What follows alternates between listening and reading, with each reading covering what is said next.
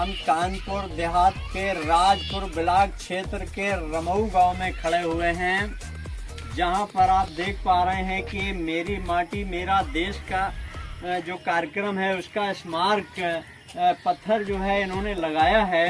और अभी ये कार्य पूर्ण नहीं हुआ है, अभी कार्य चल रहा है, 15 अगस्त की तैयारी के लिए चल रहा है, जहां पर माननीय प्रधानमंत्री श्री नरेंद्र मोदी जी ने ये कार्यक्रम चलाया है, मेरी माटी मेरा देश।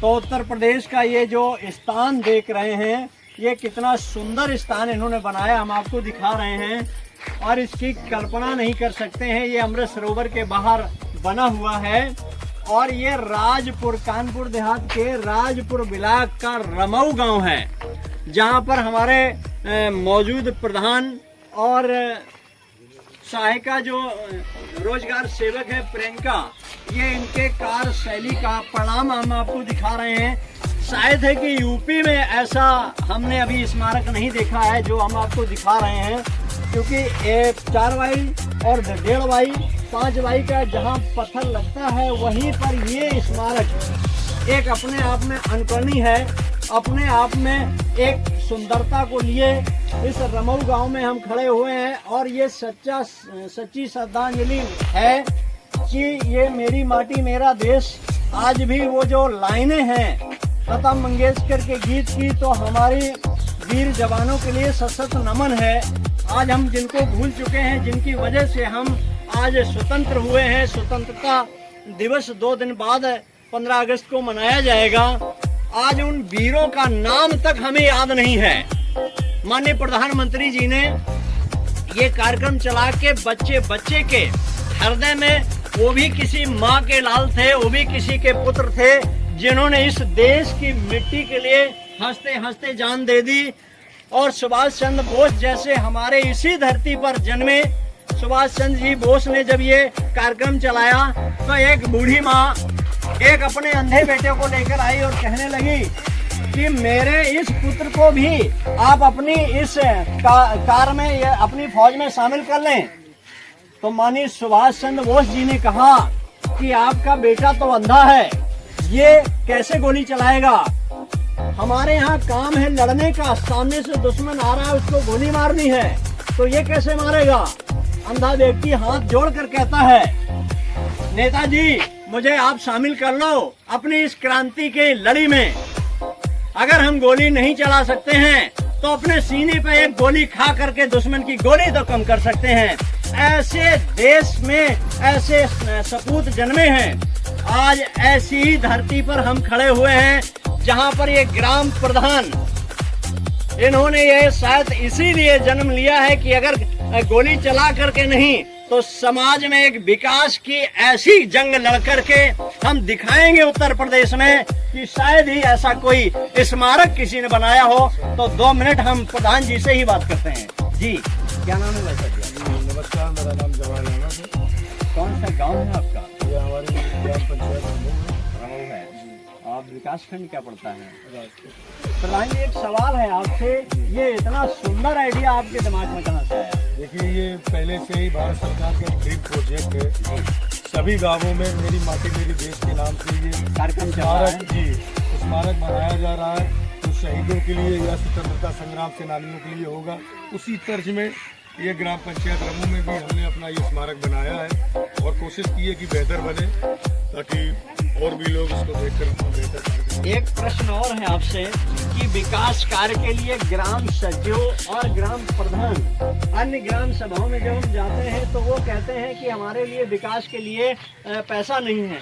आपके पास इतनी सुंदर व्यवस्था, हम आपको पीछे ये दिखा रहे हैं अमृत सरोवर, हम आपको दिखा रहे हैं ये अमृत वाटिका, हम आपको दिखा रहे हैं ये सुंदर से जो फूल और पौधे लगे हुए हैं, जिसमें आम के आम और गुठलियों के दाम है। पीछे सब्जियों के भी पेड़ लगे हुए हैं।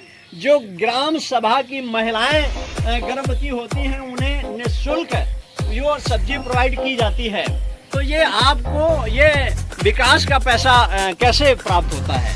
देखिए, हमारी सरकार, हमारे मुख्यमंत्री माननीय योगी आदित्यनाथ जी ने साफ साफ कहा है, गाँवों के विकास के लिए पैसे की कोई कमी नहीं है। अब जो कहते हैं मैं नहीं जानता हूँ, लेकिन मेरे गांव में पैसे की कोई कमी नहीं, लगातार विकास चल रहे हैं और भी विकास कार्य चल रहे हैं और ऐसे क्या ही क्या चल विकास कार्य चल रहे हैं? इस वक्त मौजूदा है ग्राम पंचायत में कायाकल्प हो रहा है कायाकल्प जी, और उसके अलावा उसकी बाउंड्री का भी निर्माण किया जा रहा है, दिव्यांग शौचालय बनाया जा रहा है, आंगनबाड़ी केंद्र भी बनाया जा रहा है। जो ये पूरे जनपद में हमारे ब्लॉक में आंगनबाड़ी केंद्र एक चयन हुआ है, उसको बहुत ही मॉडर्न आंगनबाड़ी केंद्र बनाना है, उसमें भी काम चल रहा है।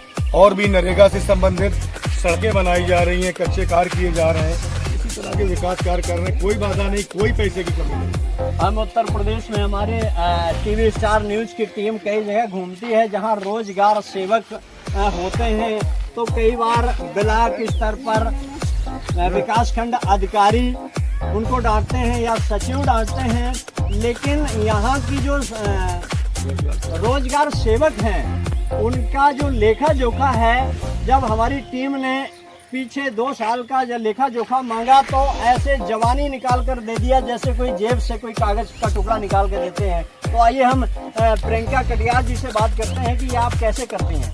जी क्या नाम है आपका? प्रियंका कटियार जी, आप ये बताइए आप इतना सुंदर तरीके से कार्य को कैसे करते हैं? सभी के सहयोग से।